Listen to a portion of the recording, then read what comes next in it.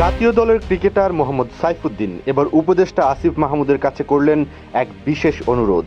সামাজিক যোগাযোগ মাধ্যমে দেওয়া এক পোস্টে এই ক্রিকেট অলরাউন্ডার সদ্য যুব ও ক্রীড়া মন্ত্রণালয়ের দায়িত্ব পাওয়া উপদেষ্টা আসিফ মাহমুদকে জানিয়েছেন অভিনন্দনও।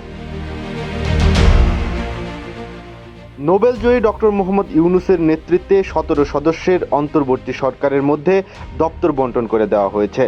যুব ও ক্রীড়া মন্ত্রণালয়ের দায়িত্ব পেয়েছেন বৈষম্য বিরোধী ছাত্র আন্দোলনের অন্যতম সমন্বয়ক আসিফ মাহমুদ সজীব ভুঁইয়া।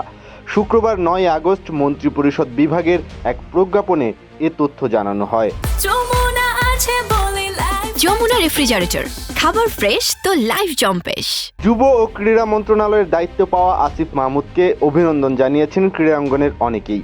সেই তালিকায় আছেন জাতীয় দলের ক্রিকেটার মোহাম্মদ সাইফুদ্দিন। অভিনন্দন জানানোর পাশাপাশি আসিফ মাহমুদকে একটি অনুরোধও করেছেন জাতীয় দলের এই অলরাউন্ডার।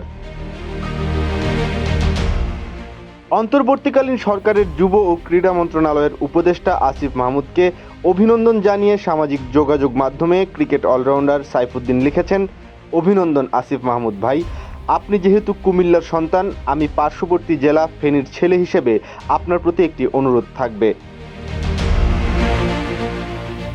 সাইফুদ্দিন তার পোস্টে সারা বাংলাদেশের সমস্ত জেলা ক্রীড়া সংস্থার অযোগ্য লোকদের বিদায় করে দেশপ্রেমী সত্যিকারের ক্রীড়াবিদ ও ক্রীড়া সংগঠক যারা দেশের ক্রীড়াঙ্গন নিয়ে কাজ করতে চায় এমন লোকদের জায়গা করে দিতে অনুরোধ জানান আসিফ মাহমুদের কাছে।